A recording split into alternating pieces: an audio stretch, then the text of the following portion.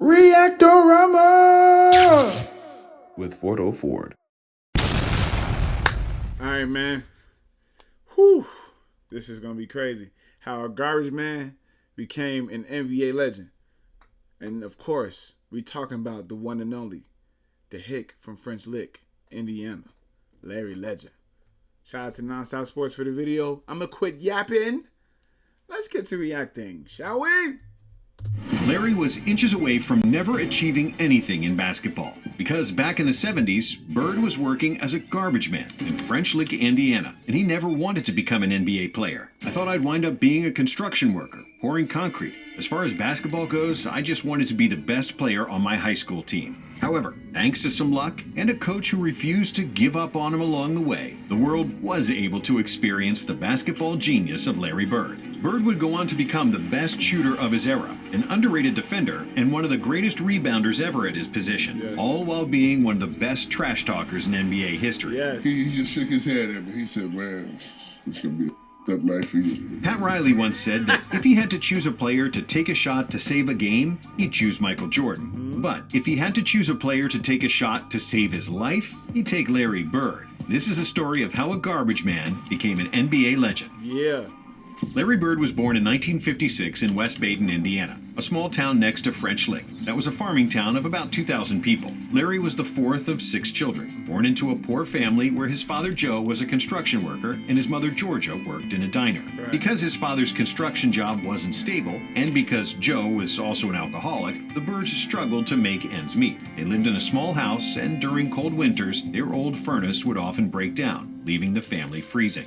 Due to financial difficulties, Larry would often be sent to live with his grandmother in French Lick, and being poor weighed on Larry a lot. And he always said that poverty was his biggest motivator in life. As growing up, you don't realize that you don't have anything because you never had it in the first place. Making some money and looking back, I remember all of it, and I don't want to be like that again.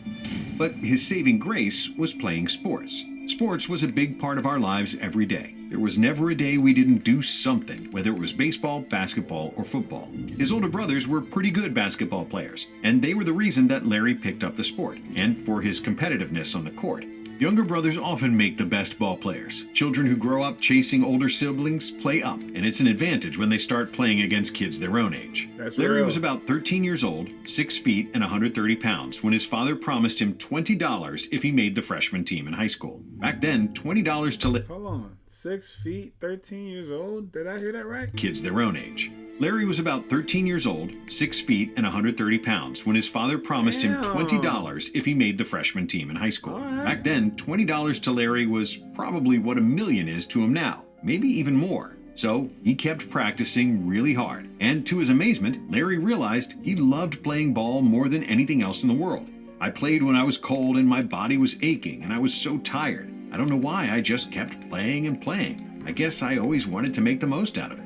And Larry did make the freshman team, albeit only as a bench warmer, since he only played in garbage time minutes. As a sophomore, he missed most of the year with an ankle injury, but that's when he got maybe the biggest life lesson from his father. I was 13 or 14 maybe, and my father came home with an ankle all black and blue and red. He needed me and my brother just to get his boot off, and he was in awful pain. But the next morning, we got the boot back on and he went to work. That really made an impression on me.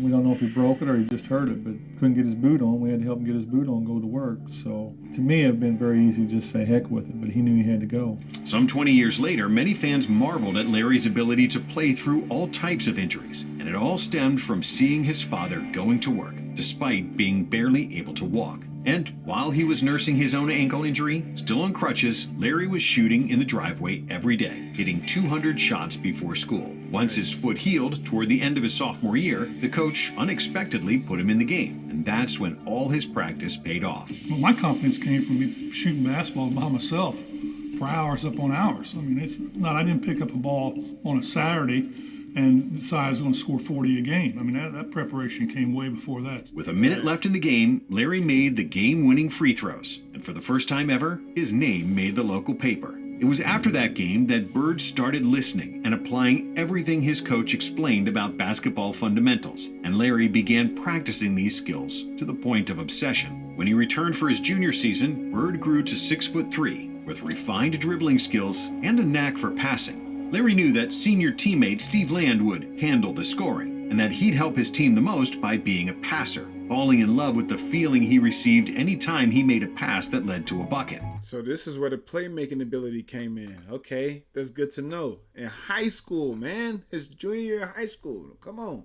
But his coach realized that Bird was only trying to dish the ball, and threatened to glue him to the bench if he didn't start shooting. Damn. And Larry listened to him, becoming the second leading scorer on the team, averaging 16 points and 9 assists per game. At that point, Bird was a good high school player, but not a great one, as his junior season was the first year he played consistent minutes of organized basketball. So nobody could even imagine what would happen in Larry's senior year, when Bird transformed from a solid player to an absolute monster. A big part of that was his physical growth, because over the summer, Larry sprouted 4 inches, and at 6'7", he was now the tallest guy on the team, but also the best shooter, passer, and ball handler. Bird had also started weightlifting, and he came into his senior season at 185 pounds, 40 pounds up from his junior season. And in his first game of the season, Larry dominated with 27 points, 21 rebounds, and 7 assists. In the third game of the season, he broke the school's single-game scoring record, knocking down 43 points in a loss. But after the game, Larry had an epiphany, realizing he could score anytime he wanted to. Later that year, Larry dropped 55 points with 24 rebounds and 5 assists against Corydon. And in his last home game of the regular season, Bird collected 54 points, 38 rebounds, and 8 assists. And this was all without a three-point shot. For the season, Larry averaged 31 points, 21 rebounds, and 4 assists per game. After which he accepted a scholarship to play for the famous Indiana Hoosiers and the great Bobby Knight. However, after just 4 weeks at Indiana University, Bird was miserable. He didn't have any money, he missed his family, and felt alienated and overwhelmed by big crowds. Financially, I couldn't stay. Okay. Reg, I just couldn't do it. So, Larry returned home to French Lick, where he enrolled at a local community college. But he soon gave up on that too.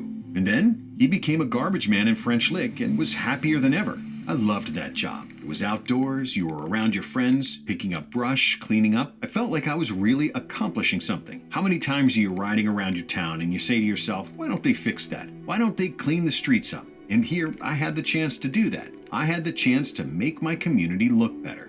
And even though he lived a peaceful life, tossing garbage bags and fixing benches in the park, Larry's family life soon turned into a disaster. Yeah, for real, for real. It got crazy at this point in his life, man.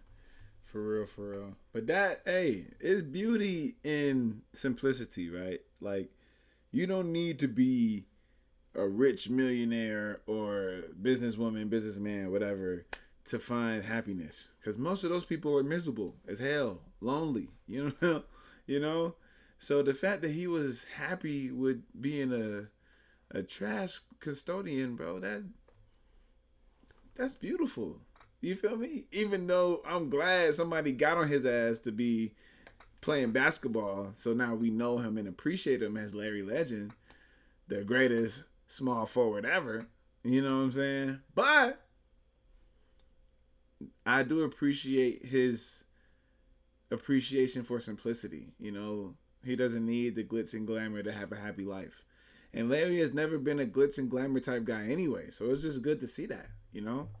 But anyway, let's keep going. It's about to get dark.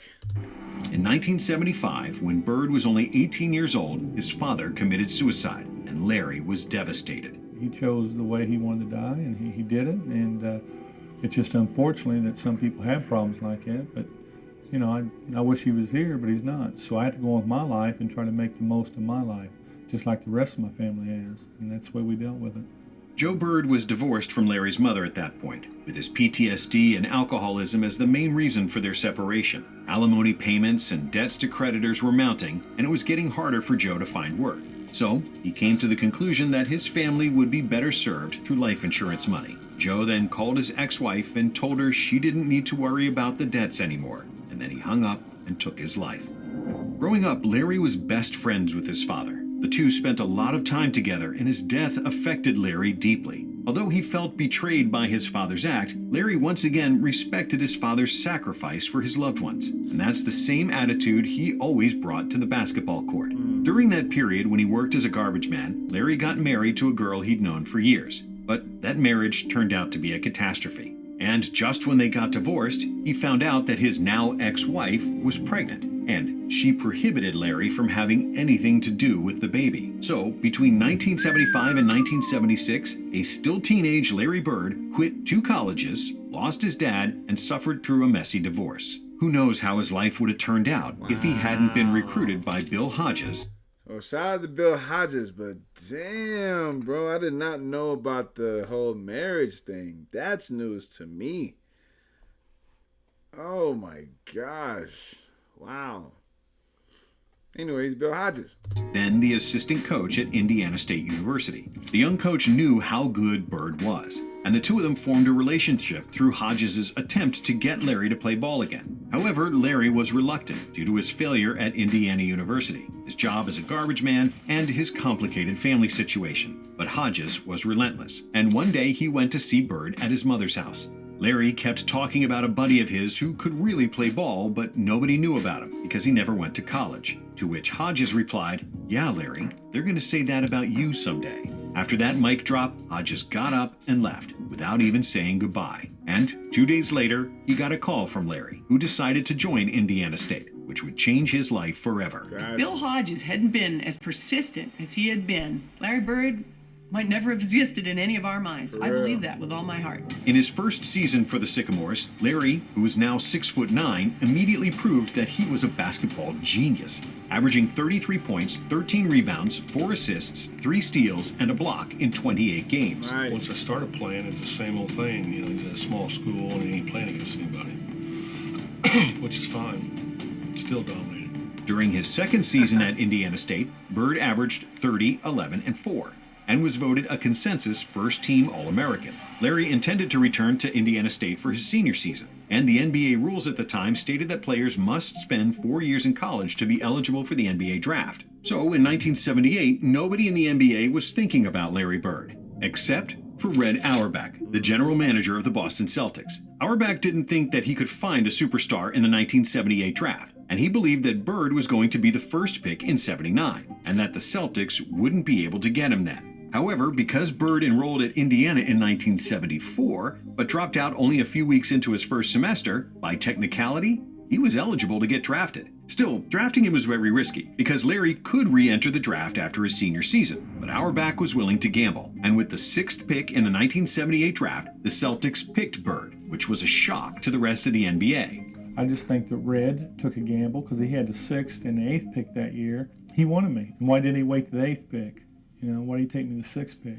But what happened in the 1979 NCAA season was maybe even more shocking. Bird led the Sycamores to an undefeated season and made it all the way to the national championship against Michigan State and their star point guard, Magic Johnson. Indiana State won 33 games in a row leading to the finals, and Bird was especially inspired in the Final Four against the second-seeded DePaul, finishing the game with 35 points, 16 rebounds, and 9 assists, shooting 16 for 19 from the field. Actually inspired in the Final Four against the second-seeded DePaul, finishing the game with 35 points, 16 rebounds, and 9 assists, shooting 16 for 19 from the field. However, in the national championship game, he ran into a better team. Michigan State was much more athletic, and they kept trapping Bird, forcing him to take tough shots. Magic and Michigan State won the title, beating Indiana State 75-64, with Larry hitting just 7 of 21 shots for 19 points. Due to the hype created by Bird and Magic, the 1979 NCAA Finals game achieved the highest ever television rating for a college basketball game, and with 35 million viewers, that record still stands today.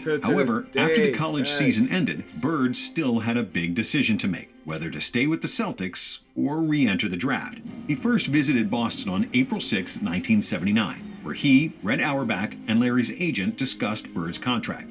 They finally settled on a $650,000 a year deal, which made Bird the highest-paid rookie ever. But Bird felt no pressure. If I fail, I fail. I failed classes before. I know the feeling. And when the season started, Larry did the furthest thing from failing. The Celtics went from a 29-53 record in 1979 to 61-21 in 1980, and the best record in the NBA.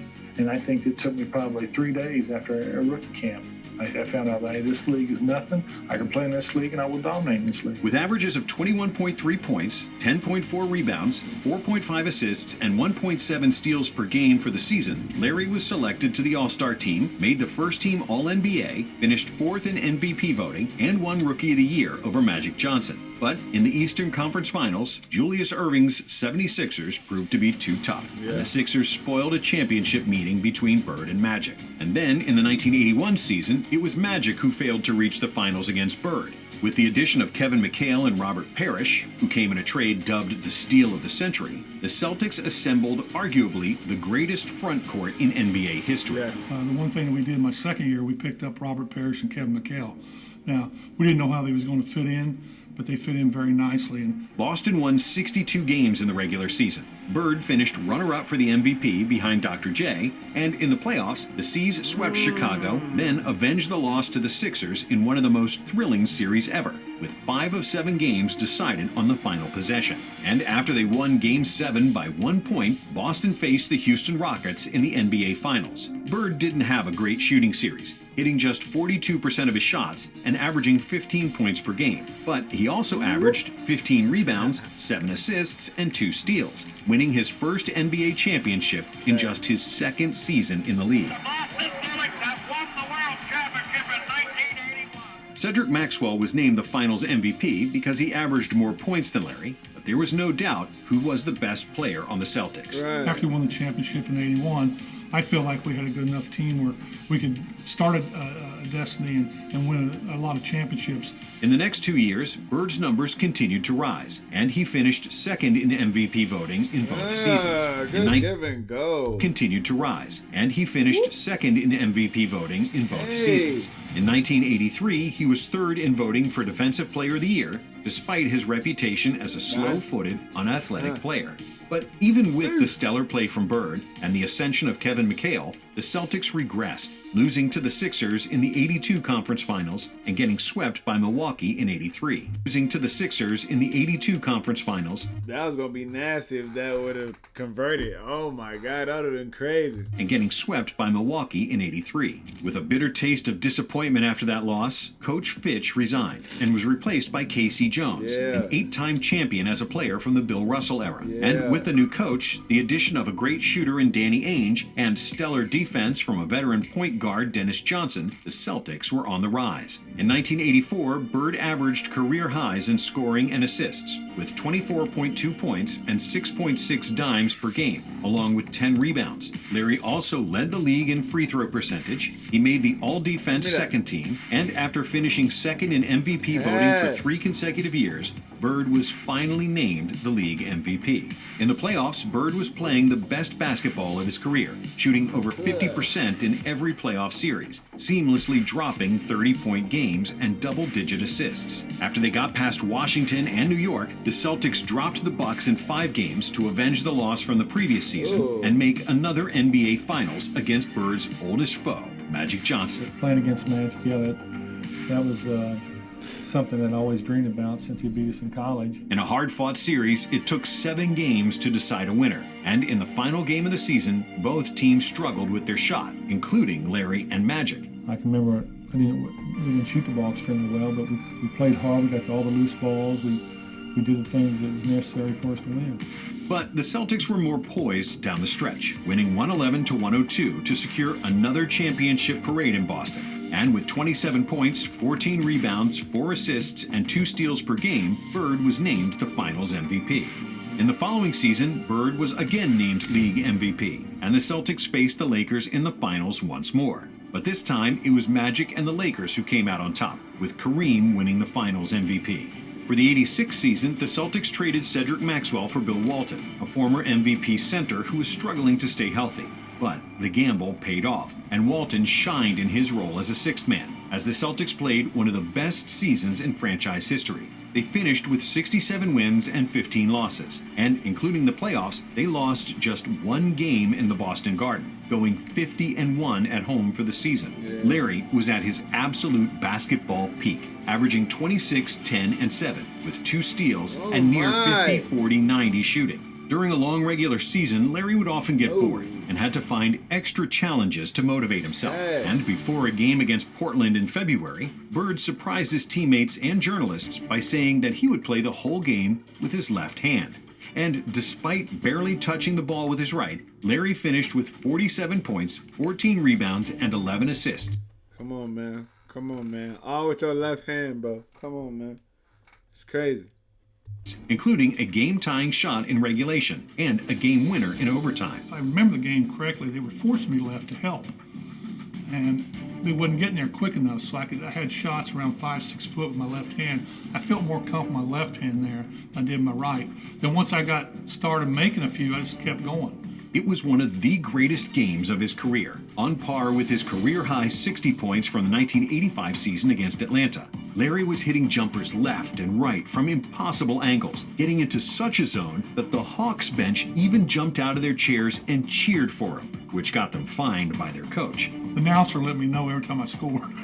So he go 48, 50, 52, and when it got to that with like 3 or 4 minutes to go, I thought I might as well go ahead and try to get 60, and that's what I did. Then, in 1986, Bird received 73 out of 78 first-place votes for the MVP award, becoming just the 3rd player to win MVP 3 years in a row. Only 2 other players won the regular season MVP award 3 consecutive times, as Bird did, Bill Russell and Wilt Chamberlain. And in the 1986 playoffs, the Celtics steamrolled through the East, sweeping Jordan and the Bulls, defeating Dominique and the Hawks in 5, and then swept the Bucks to reach their 3rd straight NBA Finals, this time against the Houston Rockets. And while the Houston's twin towers of Ralph Sampson and Hakeem Olajuwon provided a bigger challenge for the Celtics, there was nobody who could stop Larry. With 24 points, 9.7 rebounds, and 9.5 assists, Larry was 2 rebounds and 3 assists shy from averaging a triple-double in the finals, winning another finals MVP as the Celtics won the title in 6 games. In 1987, Bird became the first player to shoot 50-40-90 for the season, averaging 28 points, 9 rebounds, and 8 assists per game. But while Larry was still on top, the Celtics regressed. Before the season, their number 2 overall pick, Len Bias, tragically passed away after the draft, and they suffered many injuries during the season and the playoffs. I was the healthiest one on the roster. That's not saying much. I felt pretty good. I know Robert had ankle injuries, and Kevin broke his foot. Danny had a hip problem, and just to get to the finals, it made us feel good. Still, they had Larry, who pushed the C's to their 4th consecutive finals after one of the most legendary moments of his career, when he stole the ball from Isaiah Thomas in Game 5 of the Eastern Finals. And it was like in slow motion. It was like the ball like goes up in the air. I didn't even see it. Now there's a steal by Bird. And in the finals, once again, it was Boston versus LA for the 3rd time in 4 years. But this time, the Lakers were healthier and better rested, and the Celtics didn't have enough gas in the tank to stop the fast-paced showtime. Bird delivered another 24, 10, and 5 for the series, but it wasn't good enough, as Magic got the best of him once again. The next year, Bird had the best statistical season of his career. He averaged 30 points, 9 rebounds, and 6 assists, again shooting 50-40-90 for the season, and proving that he was the best shooter who ever played at the time. Unfortunately for Larry and the Celtics, they lost in the conference finals against Detroit, and the 1988 season proved to be the last hurrah for the Celtics' big 3 of Bird, McHale, and Parrish in terms of contending for a title. For the Celtics' big 3 of Bird, McHale, and Parrish in terms of contending for a title. Bird missed almost the entire 1989 season due to a persisting back injury and multiple surgeries to remove bone spurs from his ankles. He originally injured his back in the 85 offseason after deciding to build the driveway of his mother's home himself. Larry decides to do it himself. This is Larry Bird, the superstar, out there breaking his back, literally shoveling gravel. He spent all day shoveling gravel and ended up hurting his back and causing his spine to get misaligned. He had lost the structural stability in his spine, so it would slip into abnormal positions to try and lock itself to get an artificial stability.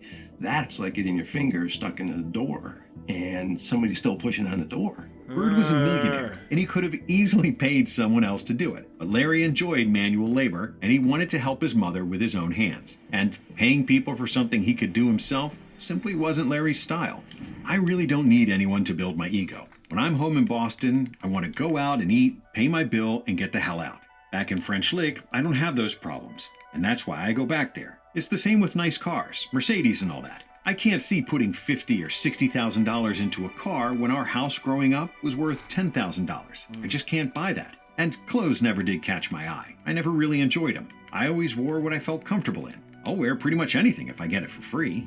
And because of his back injury, Larry probably should have retired in '88. But that memory of when he was 14 years old and his father went to work with a foot that was 50 shades of purple stuck with him. And Larry kept playing through the pain. But to me, I'm just so glad I got the NBA and made it. I didn't want some little injury messing up my whole season, so I tried to play through a lot of them. From 1988 onward, Bird had to have his spine realigned before games just to be able to participate. The injury was so severe that he often had to lie down for hours at a time, either between games or sometimes even during games, spending up to 4 hours a day stretching.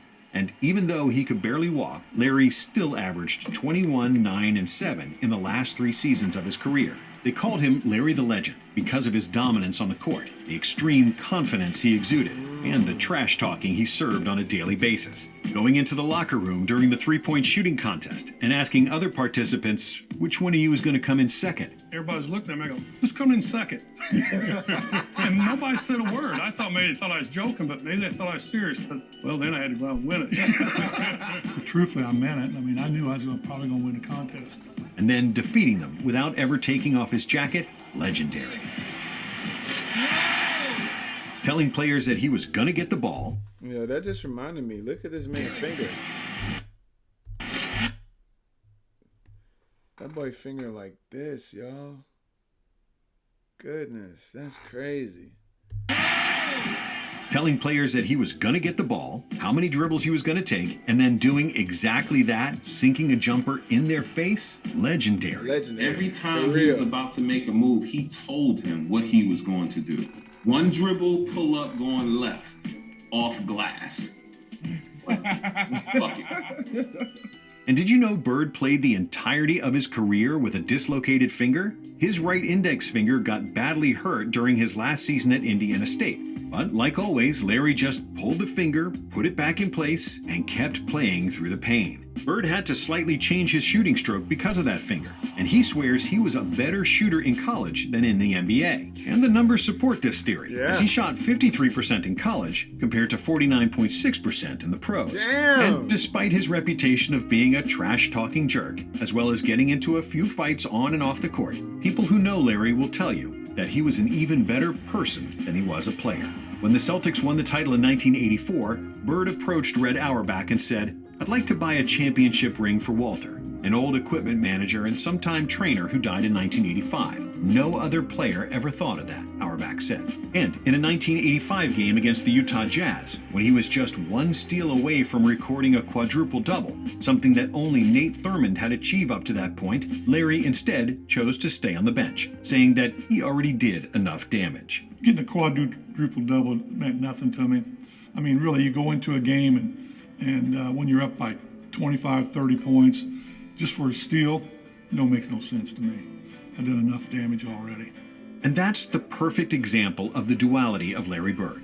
On one hand, he was an uber-confident SOB that would destroy your soul on the court. But he was also a modest country boy who used to pick up garbage in French Lick and felt it was immoral to buy a Mercedes. Well, like I said, when I grew up, I never went away from French Lick, so this is all I really knew. It's not that I think this is the greatest town in the world, but it's my hometown. This is where my family and friends are, so it's important to me.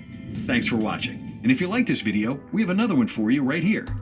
That's crazy. Hey, while we on the Larry Legend discussion, let me know in the comments, should we do a Red Auerbach reaction? All right?